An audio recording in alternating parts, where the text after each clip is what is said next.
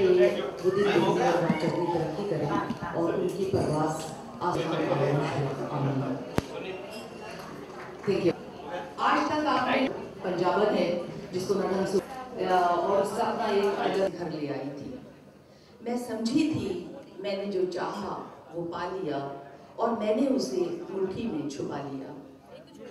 जब सुबह हुई वो बेनूर हुआ, मेरी खुशियों का चकनाचूर हुआ। फिर रात आई उस जुगनू ने चमकना छोड़ दिया। ये मेरी मुट्ठी क्यों मेरी चाहत नाकाम हुई। उस जुगनू ने मेरी सोचों का रुख मोड़ दिया और मैंने जुगनू के पीछे कलम की हर जुम्बिश पर कई कई जुगनू निकलते हैं। ये शहनाज के अपने जुगनू हैं जो दिन में भी चमकते रहते हैं। Thank you very much. और मैं थोड़ा सा आपको अपने बारे में थोड़ा सा बैकग्राउंड बताती चलूँ कि बाय प्रोफेशन मैं इंग्लिश की लेक्चरर हूँ और इंग्लैंड में मेरा यही प्रोफेशन था।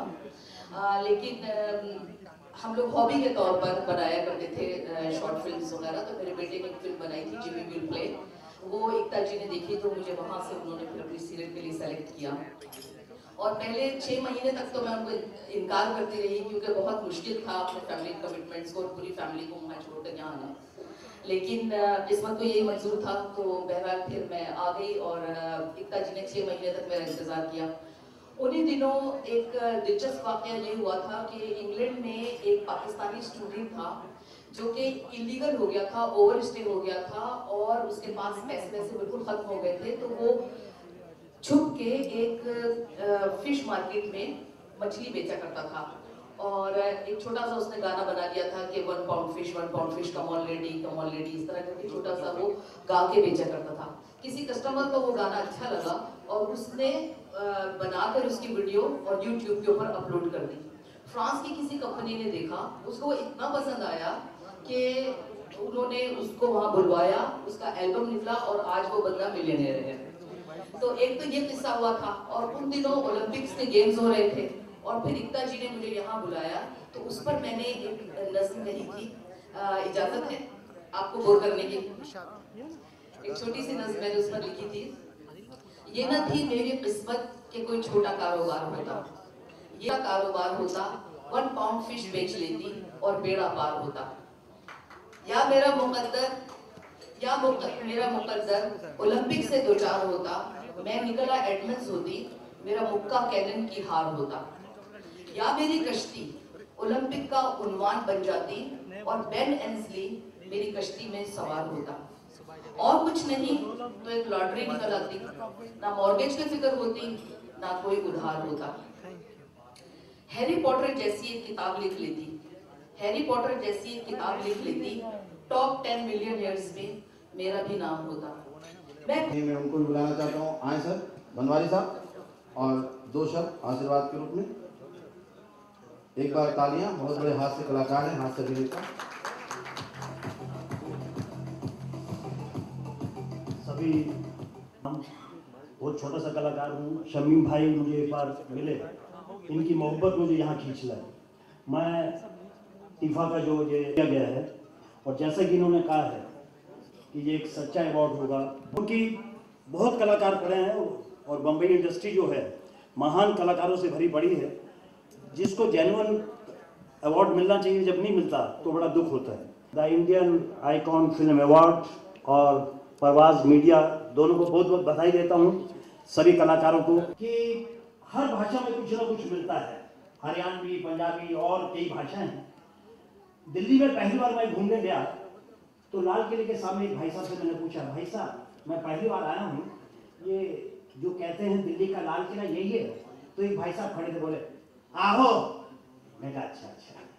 मैं आगे बढ़ा, इंडिया गेट के पास पहुंचा कि मैंने भाई से बात पूछा, भाई साहब ये जो कहते हैं इंडिया गेट यही है? आहो। मैंने कहा कि उसी का दर्शन के बाहर। मैंने अचानक उनसे पूछ लिया, अरे मैंने कहा सिद्धू जी हाँ ये दूरदर्शन है क्या? कहा हाँ जी। मैंने कहा भाई साहब मैं समझा नहीं। मैंने एक जगह पूछा लाल किले के पास, बोले आहो। इंडिया गेट पूछा आहो। आप पहले आदमी जिन्होंने हाँ जी कहा है। ये हाँ जी और आप जो अनपढ़ है वो आहो कह देते हैं।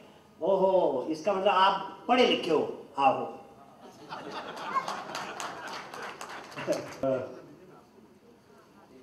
आगे से कि नमस्कार भाई शक्ति भाई नमस्कार। दो शब्द तो यही बनते हैं कि मैं के पतियों के बारे में हम बोलते नहीं हैं। चलो ठीक है भाभी जी ले जाइए आप भी। मतलब अगर कॉमेडी को आज की दुनिया में 7 साल से देखा जा रहा है तो शायद पंजाबियों के कंधों पे ही ढोई जा रही है।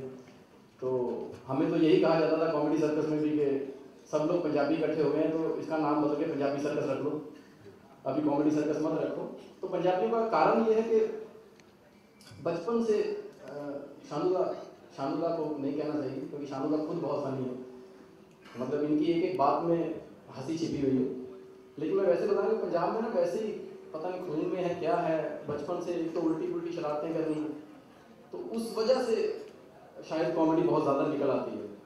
गेम भी खेलेंगे, नीचे से पत्थर उठाया आम के पेड़ पे मार दिया, लग गया तो आम खाएंगे, नहीं लगा तो पंजाबी आदमी एक लाइन में 3 बार गाली निकलती है। नहीं लगता तो नीचे से बोल देते तेरी भैन निशाना मिस हो गया, उधर से बाबा जी को देखे बेटा ना तेरी भैन को गाली होती नहीं निकालनी, वरना ऊपर बिजली चमकेगी तेरे को गिरेगी तो फंसा हो जाएगा। ओके बाबा जी ने फिर पत्थर मारा, नहीं लगा, फिर बोला तेरी भैन निशाना मिस हो गया, अब सच में बिजली चमकी ऊपर, नीचे गिरी सीधी बाबा फंसा,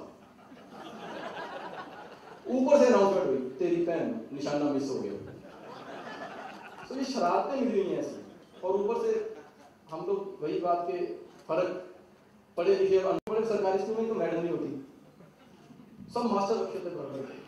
मैडम एक रखी थी वो भी इसलिए कि मास्टर स्कूल टाइम पे आए, और ऊपर से इतनी गलत मैडम रखी थी आके बच्चों को सवाल गलत करेगी, बदतमीज बच्चे ऊपर सवाल गलत कर रही है आके, बच्चों जो मुझे 1 से 10 तक गिनती सुनाएगा उसे मैं पप्पी दूंगी। और बच्चे शरारती नीचे से बोल रहे हैं मैडम 100 तक सुनाओ तो क्या प्रोग्राम है।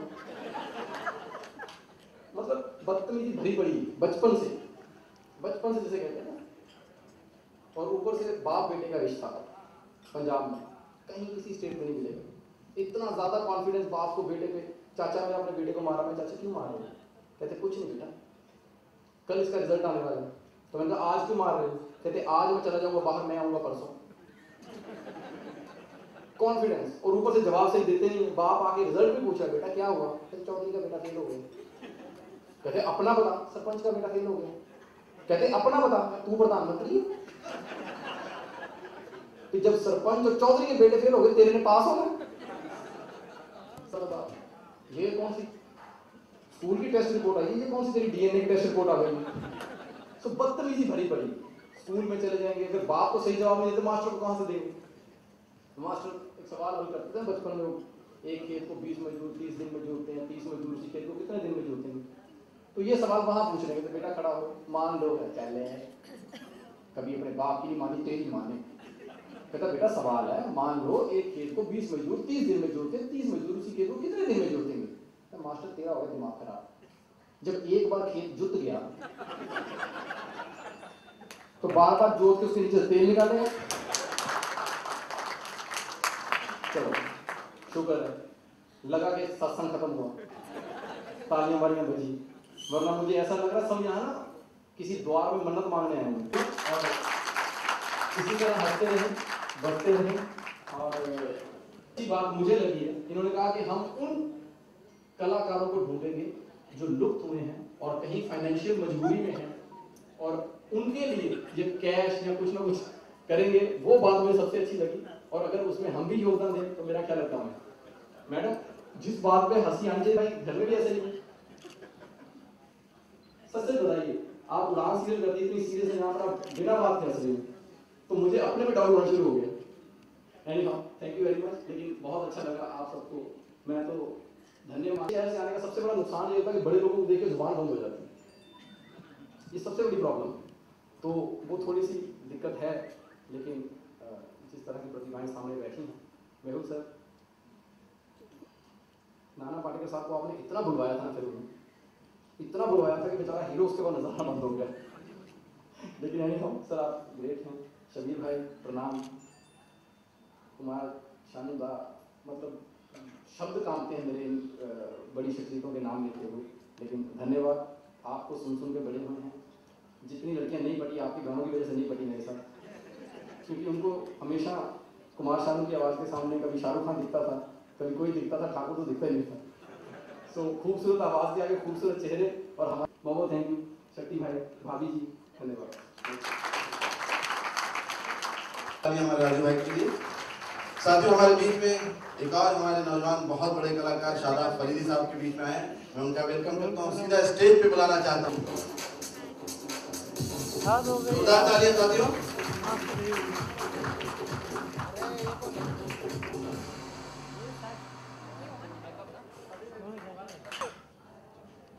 शुक्रिया सर। मैं शादाब भाई से भी जो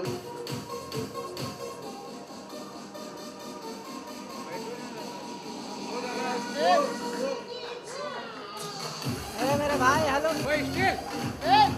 स्टिल हटाना यार उसको। मैंने कहा छापने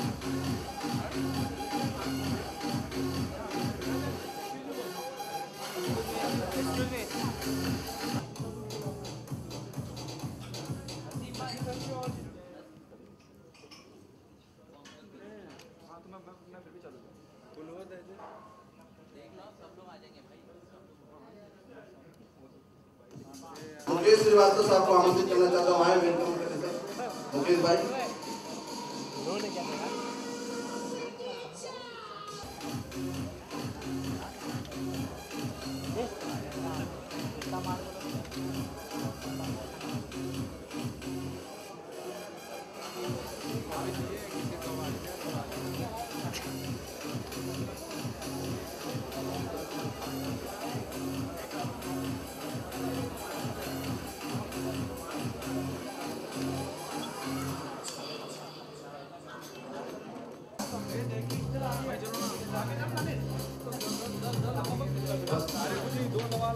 जोरदार तालियां साथियों।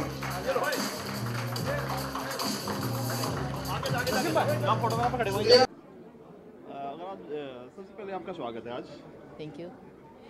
क्या कहना चाहेंगे अवार्ड शो के बारे में? आज कुछ जो सब इकट्ठे हुए सिंगर है और कितनी खुशी है और क्या मौका है आज? देखिए, चूँकि बेसिकली मैं इंग्लैंड से हूँ तो मुझे यहाँ के बारे में इतना ज़्यादा पता नहीं है।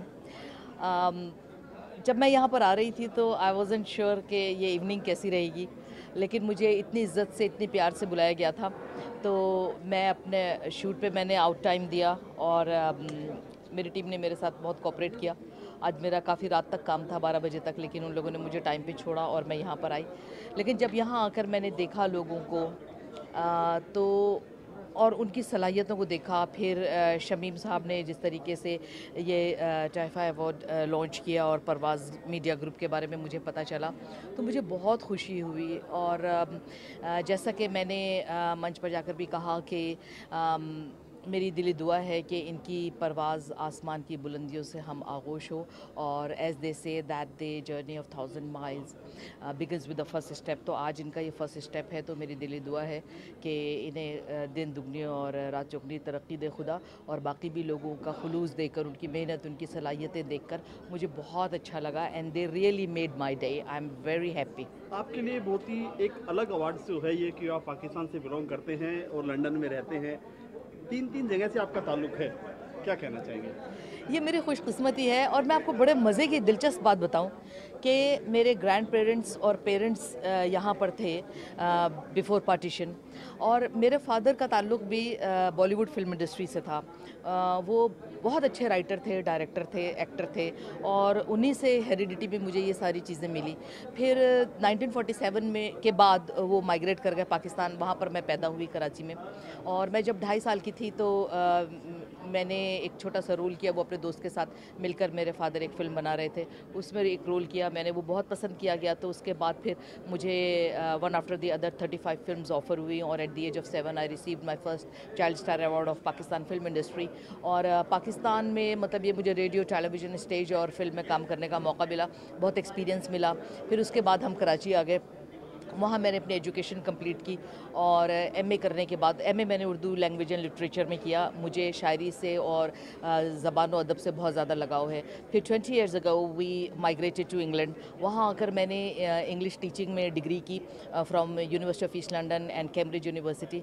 तो मेरा प्रोफेशन जो है वो टीचिंग है और मेरी हॉबी जो है वो रही एक्टिंग। और खुशकिस्मती से पहले पाकिस्तान में मुझे मौका मिला, उसके बाद जब मैं लंदन आई तो एज अ हॉबी मैं ये करने लगी। फिर पद्मनी यहाँ से गई थी, तो Padmini Kolhapuri school of acting में मैं ड्रामा टीचर रही। और मेरे बेटे ने 16 साल की उम्र में जब GCSE किया लिटरेचर ड्रामा एंड मीडिया में, तो उससे शॉर्ट फिल्म्स बनाना शुरू की। और वो हम एवरी ईयर एक एक्टिंग सिंगिंग डांसिंग कंपटीशन करवाते थे, और मावान आर्ट प्रोमोटर्स के नाम से हम वहाँ पर क्लासेस वगैरह का भी इनकाद करते थे, लेकिन हॉबी के तौर पे होता था सारा कुछ। फिर मेरे बेटे ने जो कॉमेडी वीडियोस वगैरह बनाई, उसने एक शॉर्ट फिल्म भी बनाई थी, Jimmy will play, at the age of 16 and he received first award of London film festival. तो वो यहाँ पर बालाजी टीम ने देखा, और इवेंचुअली वो एकता जी ने देखा और अपनी सीरियल के लिए मुझे पसंद किया और यहाँ पर बुलाया। यहाँ जब मैं आई, आपको बहुत मज़े की मैं बात बताऊँ कि जिस वक्त उन्होंने मुझे ऑफ़र किया, तो पहले तो मैं बिल्कुल मेंटली प्रिपेयर नहीं थी कि इतने सारे फैमिली कमिटमेंट्स थे वहाँ पर। मेरी मतलब ये कि प्रोफेशन वगैरह में भी मैं बहुत खुश थी, लेकिन जब वहाँ से उन्होंने ये जब ऑफ़र दी तो मैं सोच रही थी कई चीज़ों की कस्टडी का मसला होगा। वो जैसे ही सॉर्ट आउट हुआ, मुझे पता लगा कि जिस सीरियल के लिए मुझे ऑफ़र किया गया है उसका नाम है कस्टडी। बहरहाल फिर वो होते होते चूँकि किस्मत में था, इट वॉज़ माई डेस्टिनी, तो मैं यहाँ पर पहुँच गई। जब मुंबई एयरपोर्ट पर मैंने कदम रखा तो मुझे ऐसा लगा कि ये हवाएं जो मुझे छू रही हैं, इन्होंने मेरे फादर को यहाँ पर छुआ था। मेरे दादा परदादा की हड्डियाँ यहाँ पर दफन हैं, और कितना पुराना रिश्ता है इस सरजमीन से मेरा। मुझे इतना अच्छा लगा, बहुत मज़ा आया मुझे। आज अवार्ड की बात करें, टीफा की क्या कहना चाहेंगे? लेकिन मैं आपको एक ज़रा सी और ये बात बता रही थी कि फिर उसके बाद मुझे पता लगा कि इस सीरियल का नाम हो गया मेरा तेरा रिश्ता पुराना। और फिर उसके बाद जो मोहब्बतें मुझे मिली, उसके बाद पता चला कि सीरियल का नाम है ये है मोहब्बतें। और अब ये टीफा के अवार्ड के बारे में मैं ये कहना चाहूँगी कि मुझे वाकई लगता है कि ये जेन्युइन अवार्ड होगा और सही मायनों में सरपरस्ती करेगा और हौसला अफजाई करेगा उन लोगों की जो रियली बासलाहियत है और डिज़र्विंग है। Thank you. Thank you. पीछे साइड में बोलो सर, क्या कहना चाहेंगे आज अवार्ड के बारे में?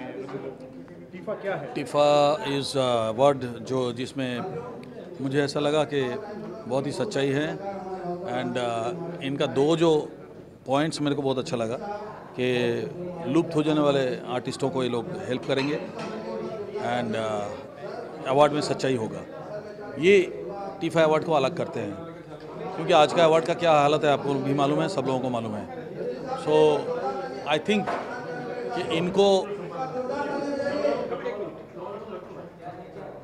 कि इनको मीडिया को बढ़ावा देना चाहिए, ऐसे लोगों को जो वेलकम करना चाहिए कि ऐसे लोग इस तरह के प्रोग्राम लेके आ रहे हैं हमारे बॉलीवुड में, and I think that is very great thing. Sir, या तो अवार्ड होते हैं जो कमर्शियली होते हैं टोटल, या पैसे दे के दिए जाते हैं, एक रियल अवार्ड है ये। यस, इसके बारे में क्या कहना चाहेंगे? नहीं, वही तो बोला ना मैं, रियल अवार्ड है, सच्चाई है, तो आई थिंक आगे देखेंगे हम लोग किस तरह की सच्चाई चल रहा है। आई थिंक मेरे ख्याल में भालो ही होगा, अच्छा ही होगा। सर, बात करें, पहले गिने चुने सिंगर थे आप, उदित नारायण जी, आप आज इतने सिंगर हैं, लेकिन आपका गाना आपकी सदाबहार है, क्या कहना चाहेंगे? बस ठीक है, लोगों का प्यार है, लोग इतना अच्छा प्यार दिया मुझे, इतना सालों से दे रहे हैं, आज भी दे रहे हैं, तो ये हमारे लिए बहुत बड़ी बात है। दमला का ऐसा की अगर बात करें, क्या कहना चाहेंगे?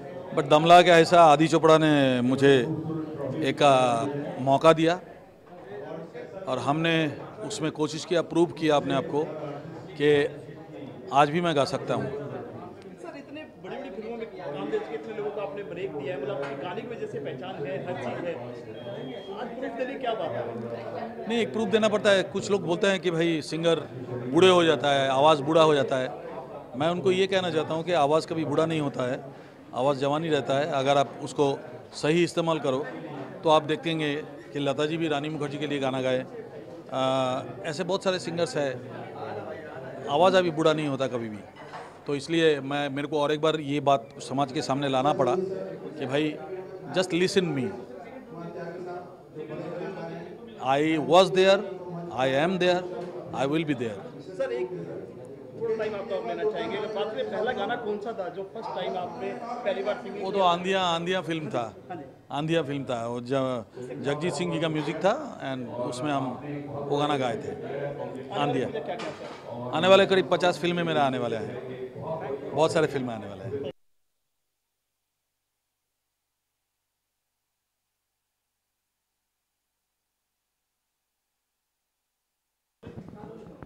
हंसराज अवार्ड की बात करें, क्या कहना चाहेंगे? देखिए, मैं वेलकम करता हूँ शमीम भाई को कि वो एक नया अवार्ड लेकर आ रहे हैं, और जैसे कि मैं चाहता हूँ और सब चाहते हैं कि डिज़र्विंग लोगों को अवार्ड मिले और अवार्ड एकदम फेयर और जस्ट हो। एंड शमीम भाई वेलकम है। सर आजकल क्या प्रोजेक्ट चल रहे हैं, बात करें? आप बहुत कम अवार्ड शो में मिलते हैं, बहुत ही रियर ही दिखाई देते हैं। मैं थोड़ा पहले दिन से ही थोड़ा मैं मीडिया शाई रहा हूँ, तो मैं जब फिल्म की रिलीज़ होती है तब बाहर आता हूँ, वहाँ तक बिल में छुपा रहता हूँ, अपना काम करता रहता हूँ। रनिंग प्रोजेक्ट क्या क्या है सर, अभी बात करें? मेरी अभी फिल्म आ रही है ग्रेट ग्रैंड मस्ती पार्ट 3। ग्रैंड मस्ती का नेक्स्ट पार्ट बना रहे हैं हम लोग। सर अगर बात करें, पहले कितने ऐसे स्टार हैं जो आपकी फिल्म से काफ़ी हिट हुए हैं? बेटा की अगर बात करें, क्या कहना चाहेंगे? काफ़ी पुराना सवाल है, काफ़ी अटपटा है। हाँ, बहुत बेटा तो अभी बहुत पुरानी बात हो गई, लेकिन फिर भी मतलब लोग आज भी जब मिलते हैं तो बेटा को याद करके बोलते हैं आप ऐसी फिल्म दोबारा बनाइए। पर मैं कहता हूँ अब वो दौर जा चुका है, तो नए दौर में नई चीज़। सर क्या बेटा जैसी फिल्म क्या दोबारा उसकी थोड़ा चेंज करके बना पाएंगे आप ऐसा? देखिए, कोशिश तो है, कर पाए तो वेरी गुड। अगर देखो, ऊपर वाले की मर्ज़ी के बिना कुछ नहीं होता, तो वो जो पहले भी फिल्में बनी थी वो भगवान की मेहरबानी से बनी थी, और आगे भी अगर जो बनेगी अच्छी फिल्में तो वो भगवान की मेहरबानी से बनेगी। तो अल्लाह मेहरबान होगा सर तो सब ठीक होगा। हम किसी का नाम नहीं लेंगे, बहुत सारे ऐसे स्टार हैं जो आपकी फिल्म से रातों रात में हिट हो गए। वो दौर था और आज का दौर है, कितना फ़र्क है? कुछ नहीं, वैसा ही है। आज भी किसी न किसी डायरेक्टर की फिल्मों से कोई ना कोई तो स्टार बन ही जाता है, तो दौर तो वही है, वैसा ही चल रहा है। इधर जी पहली फिल्म कौन सी थी जो काफ़ी मील का पत्थर हुई आपके लिए? इंद्र कुमार की एक अलग पहचान बनी। खैर वो तो दिल ही थी ना, दिल मेरी पहली फिल्म थी। दिल जैसा बिजनेस आज तक किसी फिल्म ने नहीं किया है, इतने बड़े बजट की फिल्म भी नहीं कह सकते, लेकिन ऐसी स्टोरी और ऐसा आज तक नहीं हुआ। क्या कह रहे हैं, वो वाकया दर्शक के सामने शेयर करना चाहेंगे? दिल वाला दिल, मैं बोलता हूँ ना, अच्छी फिल्म भगवान की मेहरबानी से बन जाती है, और वो भी अच्छी फिल्म बन गई तो ऊपर वाले की मेहरबानी है। दिल की अगर एक पुराना वाकया आपसे शेयर करना चाहेंगे सर, कोई भी ऐसा दिल की जो स्क्रिप्टिंग की जो बात है, कैसे माइंड में आया था कि दिल बनाया जाए और आमिर खान को भी लेना उसके अंदर, माधुरी को लेना? अभी आप तो बहुत पुराने एक लाइन में सर, एक लाइन में, एक लाइन जोन में जा रहे हो। एक लाइन में सर। वो जोन, अभी कुछ नई बात करो, अभी की बात करो। पुरानी बातें आपकी मुझे, हाँ आपके सुनना चाह रहे हैं सर, एक लाइन में कोई वाकया पुराना वाकया क्या बताऊं। दिल बनाते हुए हमने एक्चुअली सीरियसली फिल्म बनाई नहीं थी। जब हम बना रहे थे हम सब एंजॉय कर रहे थे, तो लोगों को लगता हमने बड़ी मेहनत की, बहुत सीरियसली बनाई। वो हमने हंसते खेलते बनाई थी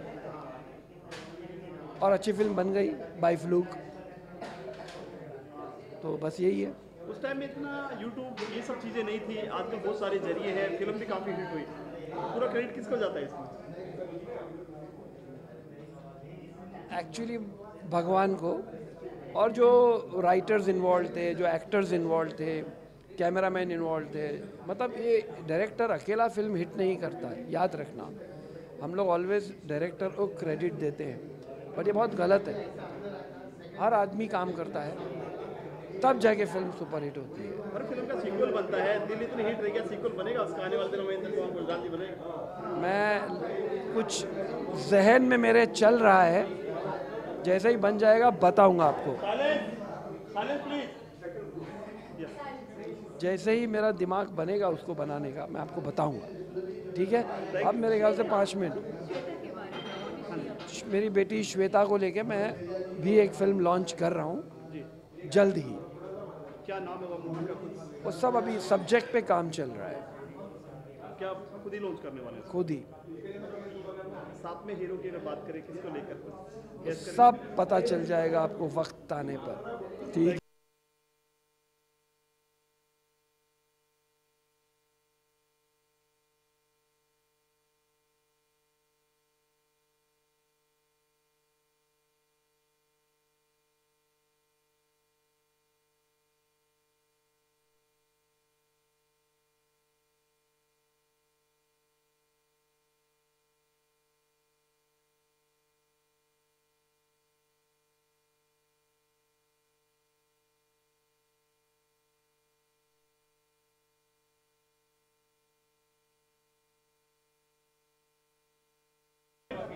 सर क्या कहना चाहेंगे आज अवार्ड के बारे में? एक तरफ सिंगर है, एक तरफ कॉमेडियन है। जी, और ये अवार्ड को ये आशीर्वाद देते हैं हमें फल मिलना कि नहीं मिलना, और ये चाहत के ज़रिए हमें बहुत सारी दुआएं देते हैं, क्योंकि हम इनके फ़ैन हैं और ये हमारी ये कि किसी का बदला रखते नहीं हैं, तो हम इनके फ़ैन हैं और ये हमारे फ़ैन हैं, तो एक दूसरे मेरा भाई है, छोटे भाई फैन है। मैं एसी हूँ, एसी।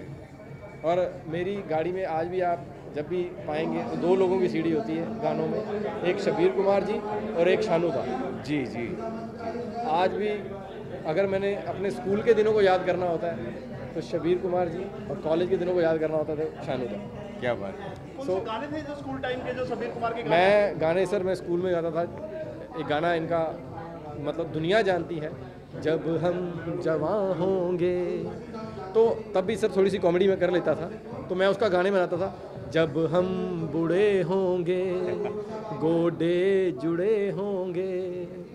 तो तब के ये थोड़े थोड़े मुझे लगता है कि आशीर्वाद मिलता रहा है। जी जी। लेकिन मैं आज भी इनकी आवाज़ का इतना कायल हूँ, अगर आप इनकी आवाज़ सुने तो मुझे लगता है कि बड़े बड़े दिग्गज फिल्म एक्टर्स की आवाज़ फेल हो जाए, जितनी अच्छी ऊपर वाले ने इन्हें आवाज़ बख्शी है।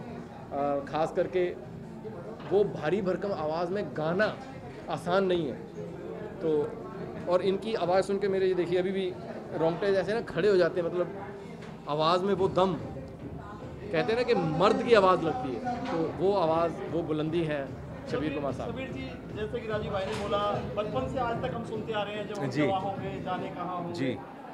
कहीं ना कहीं वो गाने तो मिल नहीं हो रहे हैं, लेकिन आर्टिस्ट को आजकल वो इज्जत नहीं मिल रही है। जी। शानू जी ने बोला कि मैंने अपने आप को प्रूव किया, जी। दम लगा कि भाई साहब, एक इतने बड़े सिंगर अगर ये बात बोल रहा है, कितनी शर्म की बात है इंडस्ट्री के लिए कि अपने आप को प्रूव करना पड़ता है। नए सिंगर आते हैं आजकल, तो पुराने गाने हैं हिट हुए हैं, उनको आजकल इतनी डिमांड नहीं है। नहीं भाई, बहुत डिमांड है, ये गलत है। हम आज भी नहीं मैं नए गाने आते साइड हो जाते हैं, पुराने गाने आज भी सदाबहार हैं, आज भी चलते हैं। हाँ वही बात है, आज भी चलते हैं। सिंगर की जो आप देखिए, नहीं मैं ये बोलता हूँ, देखिए एक गाना गा के कोई सिंगर हिट होता है, लेकिन जब वो कहीं शो करने जाता है तो इन्हीं लोगों के गाने गा के वहाँ पर वो लोगों को एंटरटेन कर रहा होता है। आपके गाने के रिमिक्स बनाया जाता है और नई नई फिल्में आ रही है, उनको पुराने सिंगर को दूर रखा जाता है, बहुत ही रियर ही नए नए रैप सॉन्ग वगैरह आ गए हैं, तो क्या कहना चाहिए इंडस्ट्री के बारे में? नहीं खैर, पुराने सिंगर को दूर रखा जाता है, ये इस बात से मैं आज सहमत नहीं हूँ, क्योंकि जैसा अगर आप मैं अपना एग्जांपल दूँ कि मैं सिंगर हूँ, मुझे हर तरह के गाने गाना है, बशर्ते कि मैं कोई अश्लील गाना नहीं गाऊंगा, लेकिन आज के दौर का गाना मुझे ऑफ़र मिलता है तो मैंने कुछ गाने गाए भी हैं और मैं गाना चाहूँगा। लेकिन ये है कि आज के सिंगर्स की बदनसीबी, आज मुझे मतलब खुद होकर ये ख्वाहिश नहीं होती कि मैं गाऊं। हाँ, मुझे घर बैठे अच्छी ऑफ़र आती है तो मैं रिकॉर्ड करता हूं, लेकिन आज के सिंगर्स की जैसे आपने बात कही है, आज भी बहुत अच्छे अच्छे प्रतिभाएं आई हैं, अच्छे अच्छे टैलेंट्स हैं, लेकिन बदनसीबी ये है कि उनके गाने भी हिट होते हैं, अच्छा गाते हैं, अच्छे तैयार लड़के हैं, लेकिन गाने हिट होते हैं वो हिट नहीं होते हैं। तो मतलब पहले की आवाज़ों का हम गाने हिट होते हैं 3 महीने के लिए, 30 साल के लिए नहीं। लेकिन आपका गाना आज भी 30 साल वही बोल रहा सदाबहार है हर जगह। जी जी गाने पे कोई टीआरपी हर चीज़ है जी। वो गाना आज भी चलता है तो पब्लिक रुक जाती है। जी, क्या कहना चाहिए? बस ये 4 अप्रैल को मुझे फिल्म इंडस्ट्री में बराबर 35 साल कंप्लीट हुए। क्या बात? 4 अप्रैल को। और आज भी मेरे ख्याल से सबसे सीनियर सिंगर मैं ही हूँ, और रिकॉर्डिंग्स भी हो रही है, कल भी मैंने गाना गाया और अभी लगातार शोज़ भी चल रहे हैं। तो ये सबकी चाहत है कि इतने साल पुराने गाने, 35 साल पुराने गाने भी आज भी मुझसे वही गाने सुनना चाहते हैं। तो मैं वो खुशनसीब गुलकार हूँ कि मुझे अच्छे कंपोजर्स मिले हैं, बड़े म्यूज़िक डायरेक्टर्स अच्छे मिले हैं, अच्छे शायर मिले हैं, अच्छे लिरिसिस्ट मिले हैं, अच्छे फिल्म मेकर्स मिले हैं, और अच्छे सुनकार मुझे मिले हैं जो आज तक मुझे प्यार दे रहे हैं। तो ये सबसे बड़ी बात है। कौन सा ऐसा गाना था जो शबीर कुमार को एक नई पहचान मिली? एक में थोड़ा सा ज़्यादा खींचना चाह रहे इंटरव्यू को, कौन सा ऐसा गाना था जो शबीर कुमार को एक अलग से नई पहचान बनी और एक अलग से कैरियर की कहा जाए कि सबसे बड़ा ब्रेक मिला? नहीं, मुझे तो सारे गाने अच्छे मिले। पहला गाना कौन सा था? पहला फिल्म इंडस्ट्री में मुझे सबसे बड़ा मौका मुझे पहला जो जिसने दिया है वो हमारे हिंदुस्तान की एकमात्र सफल म्यूज़िक डायरेक्टर उषा खन्ना जी ने मुझे मौका दिया। और सबसे मेरी ज़िंदगी का सबसे बड़ा मुझे ब्रेक मिला लक्ष्मीकांत प्यारेलाल साहब के म्यूज़िक में। पहला गाना जो मैंने रिकॉर्ड किया वो अमिताभ बच्चन जी के लिए किया, फिल्म कुली के लिए, मुबारक हो तुम सबको हज का महीना। और उसके बाद लगातार मुझे अच्छे गाने मिलते गए। फिर पंचमदा आडिबम साहब ने बेताब के सारे गाने मुझसे गवाए। तो सारे गाने अच्छे हैं, सारे कंपोजिशंस मुझे अच्छे मिले हैं और अवाम ने सारे गाने मुझे पसंद किए, ये सबसे बड़ी बात है। सबसे आपके गाने आज भी सदाबहार हैं, ये चीज़ जी हम कह चुके हैं जी। कि अभी कौन सी फिल्म में आप अपना ये गाना देखने को मिलेगा जो दर्शकों को, अभी जो कौन सी फिल्म है जो अभी रिसेंटली जो आपकी कुछ आने वाला प्रोजेक्ट है क्या? आने वाले प्रोजेक्ट में 4-5 फिल्में ऐसी हैं। अभी मैंने अक्षय के लिए भी गाया था, फिर अभी अजय देवगन के लिए भी मैं गा रहा हूँ। 1-2 और फिल्में हैं, वो किस पे पिक्चराइज होगा मुझे पता नहीं है, मल्टी स्टार फिल्म है।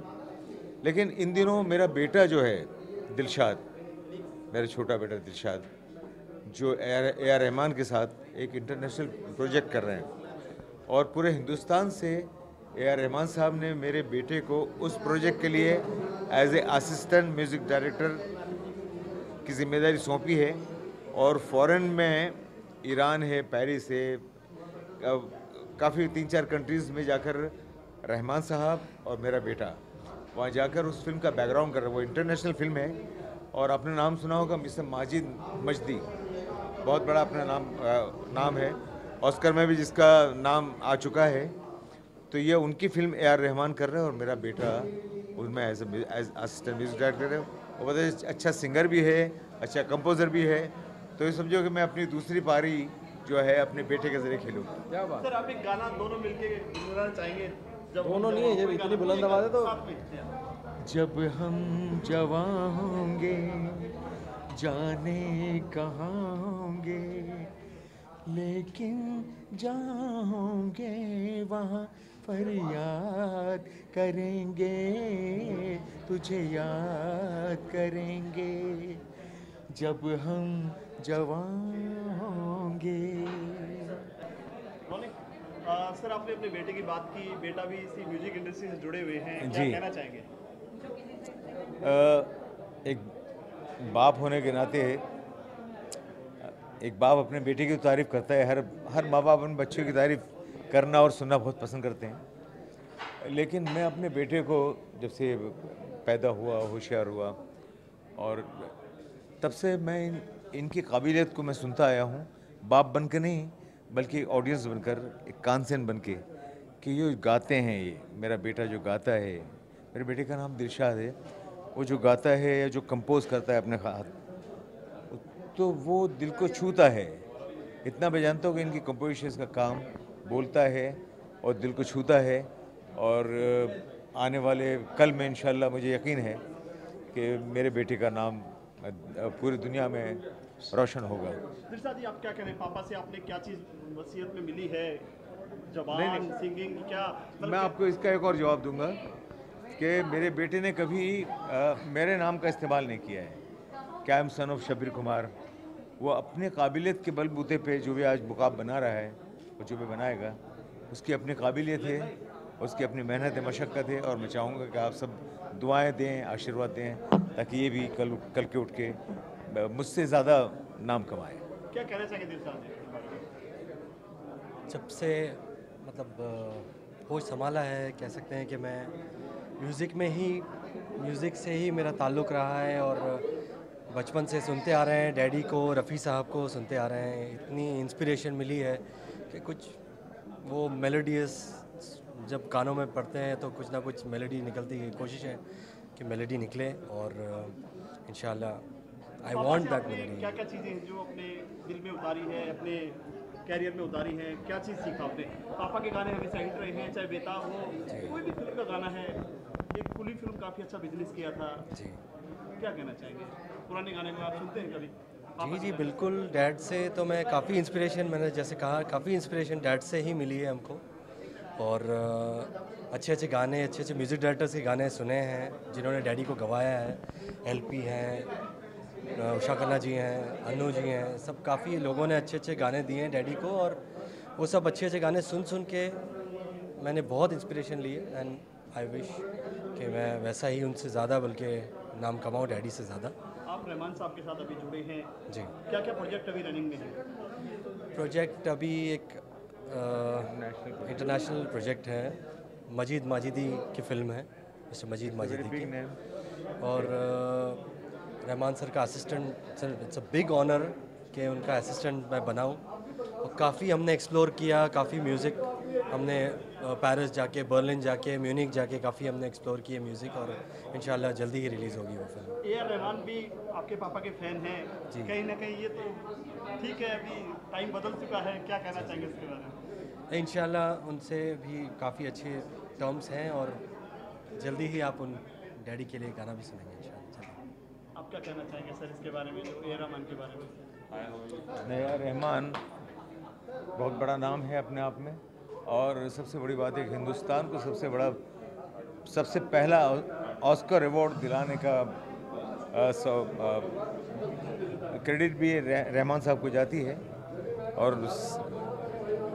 सब आज की यंगस्टर की भी दिलों की धड़कन है रहमान साहब, और अपने आप में बहुत अजीम हस्ती हैं वो। जी कहना चाहेंगे आप? बस I wish Deepa all the best, और आई होप कि वो अच्छा जेन्युइन अवार्ड बने, साबित हो।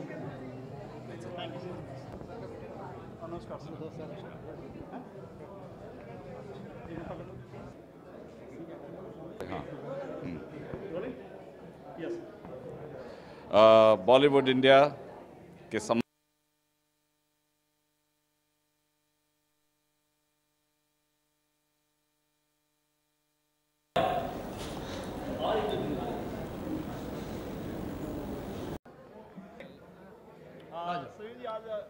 की अवार्ड करें, क्या कहना चाहेंगे दीपा अवार्ड के बारे में? उठ फरीदा सुत्या तेरी दाढ़ी आया बूर, अग्गा नेड़े आ गया ते पिछा रह गया दूर। क्या बात? काले मैंडे कपड़े ते काला मैंडा पेस, गुनाही भरिया मैं फिरां ते लोग कहण दरवेश। क्या बात?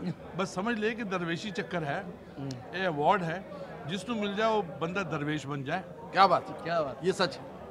ये अवार्ड जो है जी, बॉलीवुड में अवार्ड के नाम पर बहुत सारा फेरबदल होता है, टीआरपी बटोरी जाती है, चीटिंग होती है। हमारे बड़े भाई और हमारे देश के बहुत मायनाज कलाकार और महान नायक अपने फ़न के जो जिस कला से इंसाफ कर रहे हैं, अरुण बख्शी साहब ने आपको सच्चाई बोली और मैंने भी ये बात कही। ये the Indian icon award, film award हमारे भाई देख चुके हैं।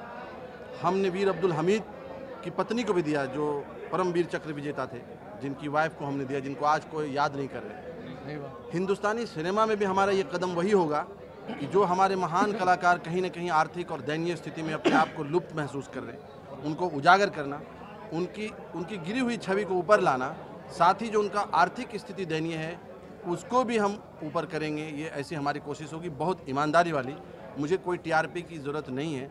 हमारे आप भाइयों की दुआओं से शमीम खान खुद ही एक ब्रांड है, सोशल ब्रांड है। सर आप क्या कहना चाहेंगे, अवार्ड के नाम पर भीड़ इकट्ठी की जाती है, पैसे से अवार्ड दिए जाते हैं, एक गिनो चुना, इसमें क्या टैलेंट दब के रह जाता है? अरे टैलेंट क्यों दब के रहेगा? टैलेंट तो निखर के आता है। जिनको मिलना चाहिए उनको नहीं मिलता। नहीं, लेकिन मैं I assure you one thing my dear sweet heart, I assure you one thing कि जो हमारे दोस्त हैं, भाई हैं, शमीम, इन्होंने ऐसे ऐसे लोगों को, टूटे हुए लोगों को, जो मैंने आते ही स्टेज के ऊपर बोला था, टूटे हुए कलाकारों को अवार्ड दिया है, और अवार्ड लेने के बाद वो जुड़ गए हैं। अब इन्होंने बम्बई को भी दिल्ली बना दिया है। और यहाँ पे क्योंकि करवट बदली है, युग ने, ज़माने ने करवट बदली है। जो पहले वाले कलाकार थे वो शायद कुछ पुराने हो गए हैं, उनके पास काम नहीं है, लेकिन उनके पास गुडविल तो है। अब नए लोग जो हैं उनकी पहचान नहीं है। जब उनकी पहचान नहीं है, उनका कुछ नहीं है, तो सबसे इम्पॉर्टेंट बात यह है कि जो पुराने कलाकार हैं उनको अवार्ड दे के इतना नवाजा जाता है, मोहब्बत मिलती है, और नए कलाकार जो हैं उनको इतना इनकरेजमेंट मिलता है अच्छे काम का। हमारे प्ले में एक लाइन थी कि अच्छे काम की फ़ौरन तारीफ़ करते नहीं चाहिए, नहीं तो सामने वाला ज़्यादा दिन तक अच्छा काम नहीं कर पाता है। और ये काम हमारे दोस्त, हमारे भाई शमीम साहब कर रहे हैं। We wish him all the very very best my dear. 45 God bless you. 45 for TIFA. TIFA is the TIFA is the name of the award. Indian Icon Award is again the name of the award. I wish him all the very best. Thank you. Very good.